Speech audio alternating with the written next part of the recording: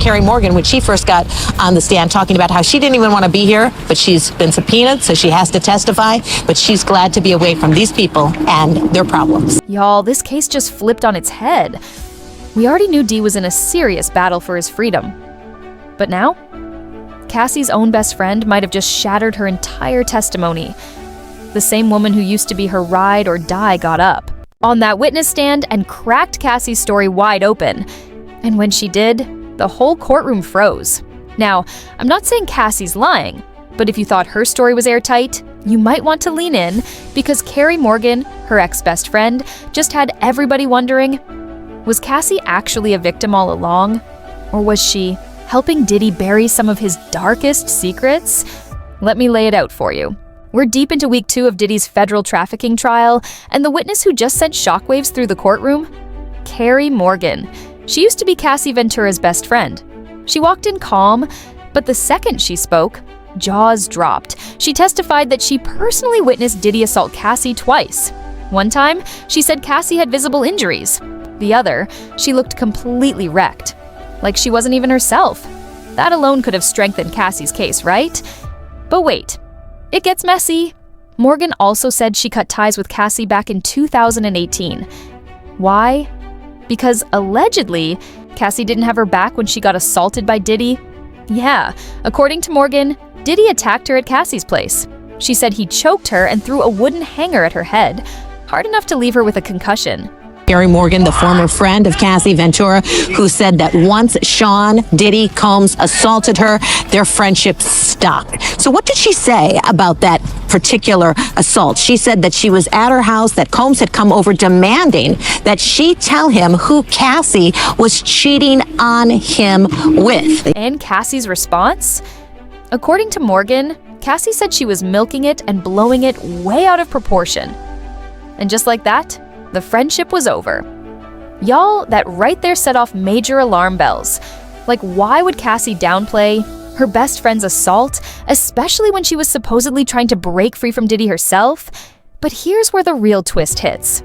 Morgan told the court that not long after the attack, Cassie reached out with an offer, $30,000, to keep quiet. Morgan claimed the money came straight from Diddy, but Cassie was the one delivering the deal. Cassie met up at a pizzeria, and Cassie, according to her testimony, told her that you're overblowing this, because she now had hired an attorney. Kerry Morgan had hired an attorney. Cassie said, you're exaggerating this. She then had her friend. She literally told the court the money wasn't from her. She was just the go-between. So what was the cash really for? According to Morgan, Cassie asked her to sign an NDA, a non-disclosure agreement, basically a legal way to say keep quiet and don't sue.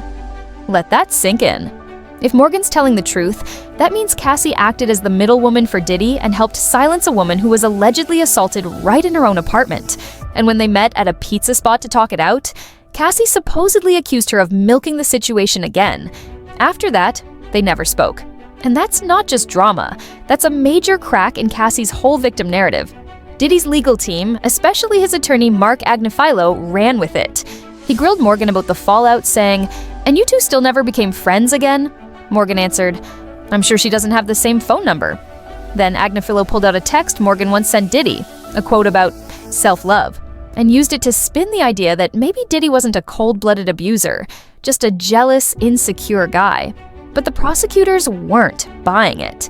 They came right back and asked Morgan, "Before the assaults you witnessed, did jealousy have anything to do with it?" Morgan answered with one word: none. That one word was supposed to help Cassie. But her own former best friend had already told the court she got offered hush money, got pushed aside, and got silenced. All while Cassie stood by. Now look, the prosecution still wants the jury to see Cassie as 100% a victim. And there's no doubt she went through serious trauma. The freak-offs, the violence, the blackmail tapes, all of it's horrifying. But when Morgan said Cassie helped hand off hush money to shut down another victim's story, that changes everything. Maybe Cassie was trying to protect Morgan, or maybe she was protecting Diddy to protect herself. Either way, that's not just drama, that's potential federal obstruction. And it might explain why Cassie didn't sue Diddy until 2023, years after allegedly helping him clean up his mess. Because if she had come forward sooner, all the settlements might have collapsed. even hers. Still, Morgan testified Diddy controlled every part of Cassie's life, her job, her car, even her home. So, was she really free to speak out, or was she just trapped in his shadow, doing what she had to in order to survive? There's even speculation that Cassie may have kept proof, like receipts or copies of those hush payments and NDAs. And if prosecutors find that, this whole trial could blow wide open. And it's not just Morgan. Another bombshell came from Danity Kane's own Dawn Richard, who told the court she saw Diddy swing a frying pan at Cassie, said she saw her curled up in a fetal position, being dragged down the stairs. Absolutely chilling.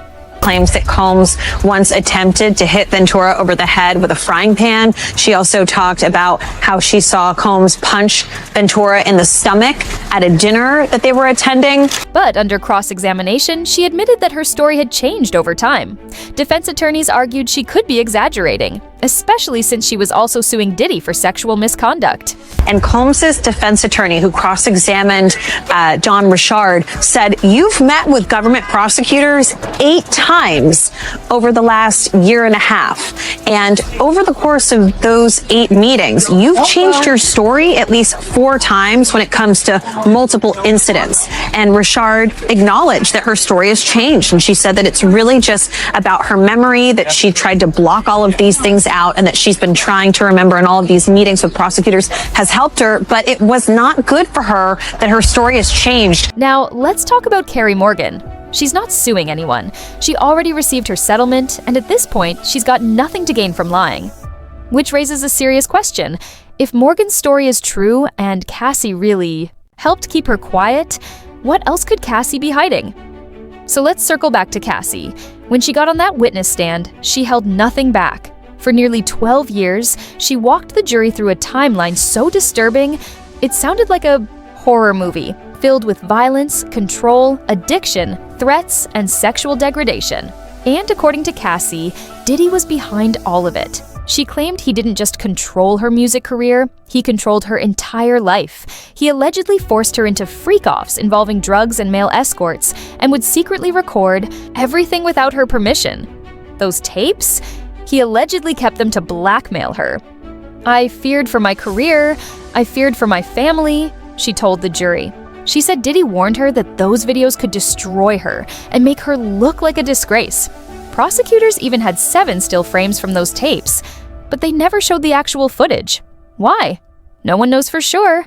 Maybe it was to preserve Cassie's privacy, or maybe what's in those tapes is far worse than we realize. Either way, Cassie described a man who used his power, money, and threats to trap her for over a decade. One of the most shocking moments, a surveillance video from 2016. The jury saw it. The public saw it. It showed Diddy violently assaulting Cassie in a Los Angeles hotel hallway. Cassie said it all began because she wasn't packing fast enough for a trip. Diddy allegedly yanked her by the hair, dragged her to the floor, and hurled something at her. A hotel guard named Israel Flores even testified that Diddy tried to bribe him to stay quiet, but he refused. After Cassie ran, Diddy blew up her phone with messages begging her to come back. "Yo, please call me. I got 6 kids, call now," he wrote. Cassie replied, "I have a premiere Monday for the biggest thing I've ever done. And I have a black eye and a fat lip." Just imagine that. She had to walk a red carpet and act like everything was fine while hiding injuries from the man who claimed to love her. And here's something people are overlooking. Cassie told the court she once offered Diddy a $30 million deal, not to sue him, but to buy her silence in the form of a tell-all book about her experience. She said the number was random, just to shock him, not a real publishing plan. She wanted to let him know she was done staying quiet. But let's be real. Offering to sell your story for $30 million before taking legal action? That raises questions. Was she truly after justice? Or just trying to get paid? Or maybe it was both. In the end, she settled with Diddy for $20 million. No admission of guilt, no trial, just silence. Until now. But Cassie told the court that what finally broke her was when Diddy's demands for freak-offs became routine. She said he made her, organize them, bring in sex workers, and join in. Sometimes he watched. Other times he filmed. She called the whole thing dark, degrading, and horrifying. Good morning to you, George. And for those 2 days, Cassie Ventura told the jury here that Sean Combs' frequent beatings, humiliating threats, and incessant sexual demands left her drug-addicted, psychologically damaged, and suicidal. That's when Cassie spiraled into addiction. Pills, alcohol, anything to numb the pain. At her lowest point, she even thought about ending her own life. So let's stop right there. This is clearly someone who went through unimaginable trauma. But if that's true, why was she helping Diddy cover up another woman's abuse? And that brings us straight back to Kerry Morgan's claims that Cassie paid her hush money to stay silent after Diddy allegedly assaulted her. That contradiction could seriously blow a hole in the prosecution's entire case. See, the prosecution has been working overtime to maintain Cassie's image, presenting her as the longtime girlfriend who finally found the strength to speak out, not someone who might have been complicit in Diddy's inner circle. But Kerry Morgan's testimony challenges all of that. She said Cassie stayed with Diddy after watching him choke her best friend.